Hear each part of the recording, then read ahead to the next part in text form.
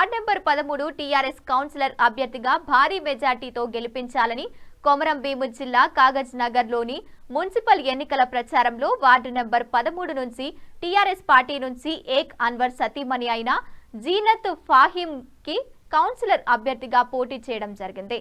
ఈ సందర్భంగా జీనత్ ఫాహిం షేక్ అన్వర్ మాట్లాడుతూ పార్టీ బలోపేతానికి కృషి చేయాలని సూచించారు।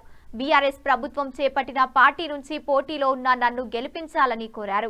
ఈ కార్యక్రమంలో టీఆర్ఎస్ నాయకులు కార్యకర్తలు పాల్గొన్నారు।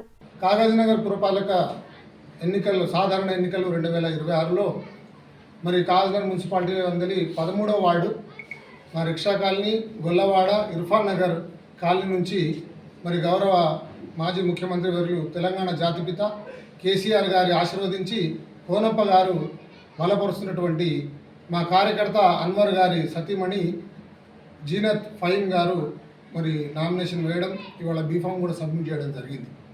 మరి ముఖ్యంగా చూసినట్లయితే కాగజ్ నగర్ పట్టణం ప్రాణంతో ఉందంటే దానికి కారణం పేపర్ మిల్। మరి అట్లాంటి పేపర్ మిల్ని తెరిపించినటువంటి ఘనత కేసీఆర్ గారి ప్రభుత్వానికి కోనప్ప గారికి ఉంది।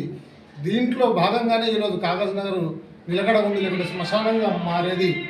ఈ విషయంలో ప్రజలు అడుగడుగున బ్రహ్మరథం పడతా ఉన్నారు। ఏ ఒక్క యువకుల నుంచి మొదలు పెడితే మహిళలు, కార్మికులు, అదేవిధంగా వ్యాపారస్తులు అందరూ కూడా కేసీఆర్ గారి బీఆర్ఎస్ పార్టీకి కారు గుర్తు మీద ఓటేసి అత్యధికంగా గెలిపిస్తామని చెప్పేసి ప్రతి చోట వాళ్ళ స్పందన బాగుంది। మరి ఇప్పుడు చూస్తూ ఉంటే మరి ఈ ఎన్నికల్లో కాంగ్రెస్ పార్టీకి ఓట్లు అడిగే హక్కు లేదు। ఇలా రిక్షా కాలనీ, ఇర్ఫాన్ నగర్, ఇలా గుల్లవాడ మార్పు చెందిందంటే అది కేవలం బీఆర్ఎస్ ప్రభుత్వంతో సాధ్యమైంది। ఇలా ఇంటింటికి మంచినీళ్ళు వస్తూ ఉన్నాయి।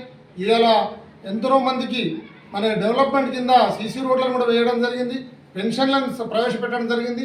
ఎంతోమంది విద్యార్థులకు మైనార్టీ గురుకులాలు కూడా పెట్టి చదివించినటువంటి ఘనత కేసీఆర్ గారిది। కాబట్టి ఈ సందర్భంగా అన్ని కులాల వారు, ఎస్సీ, ఎస్టీ, బీసీ, మైనార్టీలు కాకుండా ప్రతి ఒక్కరు కూడా మరి జీనత్ ఫాహిం గారిని గెలిపిస్తామని చెప్పేసి ముందుకు వస్తూ ఉన్నారు।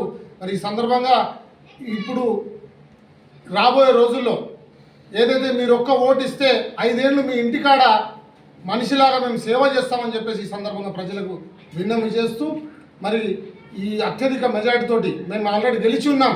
ఇలా 13వ వార్డు బీఆర్ఎస్ పార్టీ కౌన్సిలర్ గెలిచి ఉన్నాం। కేవలం మెజార్టీ కోసమే మేము పాటుపడుతూ ఉన్నాం।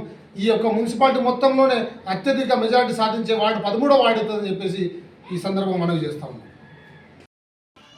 कि मैं अपने वार्ड नंबर, मेरे घर वाले का नाम है जीनत फहीम, और मैं कोनप्पा साहब का और केटीआर साहब का, केसीआर साहब का शुक्रिया अदा कर रहा हूँ कि मेरे जैसे को टिकट देके मेरे को भरोसा करे। इस भरोसे को मैं क़याम रखता हूँ। जय तेलंगाना, जय तेलंगाना। सिरपुर कागज नगर वार्ड नंबर 13 से अन्नू भाई के मिसेस खड़े हैं म्यूनसिपल इलेक्शन में। तरह की आवाम से गुजारिश है कि अन्नू जितने की पूरी वंचर सपोर्ट है अन्नू भारी मेजॉरिटी से जिताने के लिए। और कोनप्पा सर, केसीआर सर का शुक्रिया अदा करता हूँ कि टिकट देने के लिए। जय तेलंगाना, जय केसीआर, जय Konappa. Sarang municipality ward number 13 से मैं मेरे शेख अनवर, मेरे मिसेस इतने काउंसलर के लिए खड़े हुए। 13 नंबर वार्ड से आवाम से गुजारिश है कि मेरे को अच्छे मेजॉरिटी के साथ जीत दिलाए। और सबसे बड़ी बात यह है कि मेरे जैसे कैंडिडेट को कोनप्पा साहब टिकट दिए है। बहुत मैं मिडिल क्लास का हूँ और क्या बोलते मैं आवाम की खिदमत के लिए सामने आया हूँ, आवाम के लिए काम करने के लिए आया हूँ। मैं इससे बड़े जितने बाबा बड़े लोगों को टिकट दिए है कोई काम नहीं करे हमारे वार्ड में, और बहुत से काम पेंडिंग से वो पूरे काम करने के लिए मैं सामने आया हूँ। और मेरी गुजारिश है 13 नंबर वार्ड के पूरे आवाम से कि मेरे को एक अच्छी मेजॉरिटी के साथ जिताए। कोनप्पा साहब का भरोसा रखे, भरोसा करके मेरे को टिकट दिए है कोनप्पा साहब, इस भरोसे को क़ायम रखे।